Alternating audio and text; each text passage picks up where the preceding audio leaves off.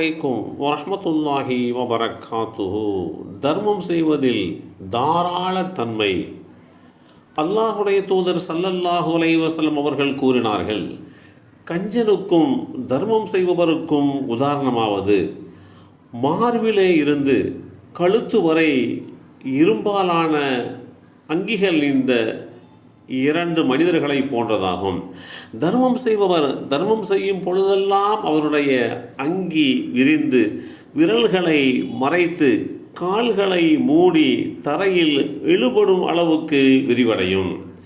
கஞ்சன் செலவு செய்யக்கூடாது என்று எண்ணும் போதெல்லாம் அந்த அங்கியினுடைய ஒவ்வொரு வளையமும் அதற்குரிய இடத்தை நிறுக்கும்.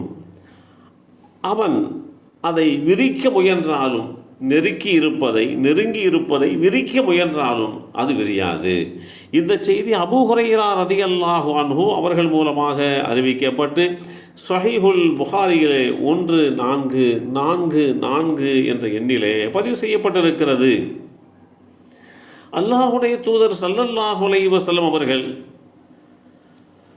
செலவு செய்யாத மனிதனுடைய நிலை குறித்து மிக தெளிவாக எடுத்து சொல்லியிருக்கிறார்கள். ஒரு மனிதர் அல்லாஹ் தனக்கு தந்திருக்கக்கூடிய பொருளாதாரத்தில் இருந்து தனக்கு போக மீதம் உண்டானதை தாராளமாக மற்றவர்களுக்கு கொடுக்க வேண்டும் என்கின்ற நிலைப்பாட்டை உருவாக்கி தந்திருக்கிறார்கள். அந்த அடிப்படையிலே ஒரு மனிதர் இந்த உலகத்திலே வாழ தலைப்படுகின்ற போது அவருடைய பொருளாதாரம் வளர்ச்சி அடைகிறது என்பதோடு மாத்திரமல்லாமல் அவருடைய பொருளாதாரத்திற்கு பாதுகாப்பும் கிடைக்கிறது. அல்லாஹுடைய தூதர் ஸல்லல்லாஹு அலைஹி வஸல்லம் அவர்கள் சொன்னார்கள், ஒவ்வொரு நாள் காலையிலேயும் வானவர்கள் பூமிக்கு வருகிறார்கள். அந்த வானவர்கள், யா அல்லாஹ், தர்மம் செய்கின்றவருக்கு நீ அருள்பாலிப்பாயாக என்று பிரார்த்தனை புரிகிறார்கள். வானவர்களிலே இன்னொரு பிரிவினர், யா அல்லாஹ், கஞ்சனுக்கு நீ நஷ்டத்தை கொடுப்பாயாக என்று பிரார்த்திக்கிறார்கள். இப்படி உலக வாழ்க்கையில் ஒரு மனிதனால் செய்யப்படுகின்ற அந்த தர்மம் என்பது எந்த அளவிற்கு மேன்மையை பெற்றுத்தருகிறது. நபியே அவர்கள் தங்களுடைய குற்றத்திற்கு பரிகாரமாக கொண்டு வந்திருக்கும் அவர்களுடைய பொருட்களிலே இருந்து தர்மத்தை எடுத்துக்கொண்டு அவர்களை உள்ளும் புறமும் பரிசுத்தமாக்கி வைத்து அவர்களுக்காக பிரார்த்தனை செய்வீராக. உங்களுடைய பிரார்த்தனை நிச்சயமாக அவர்களுக்கு ஆறுதல் அளிக்கும். அல்லாஹ் நன்கு செவியுறுபவனும் நன்கு அறிபவனமாக இருக்கிறான். அல் குர்ஆன் அத்தியாயம் 9 சூரத்து தௌபா வசனம் 103 அல்லாஹ் தெளிவுபடுத்தி காட்டுகின்றான். ஒருவர் தான் செய்த குற்றம், அந்த குற்றத்திற்குண்டான பரிகாரம் என்ன? அவர் தன்னுடைய பொருட்களிலே இருந்து தர்மமாக செலவு செய்ய வேண்டும். அப்படி செய்கின்ற போது அவரால் இழைக்கப்பட்ட குற்றத்திற்கு உண்டான பரிகாரமாக அது அமைந்து விடுகிறது.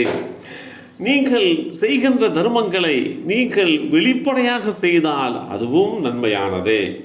ஏனெனில் அது பிறரையும் தர்மம் செய்கின்ற அளவுக்கு தூண்டுகோலாக அமையும். ஆயினும் அதை நீங்கள் மறைத்தே கொடுப்பது, அதுவும் அதை ஏழைகளுக்கு கொடுப்பது உங்களுக்கு மிகவும் நன்மையானதாகும். மேலும் அதாவது 2 வகை தர்மமுமே உங்கள் பாவங்களுக்கு பரிகாரமாக ஆகிவிடும்.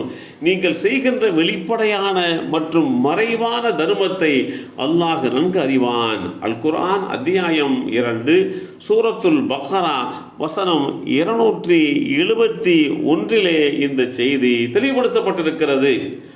ஒரு மனிதர் உடல் ரீதியாக செய்கின்ற வணக்க வழிபாடுகள் இருக்கிறது.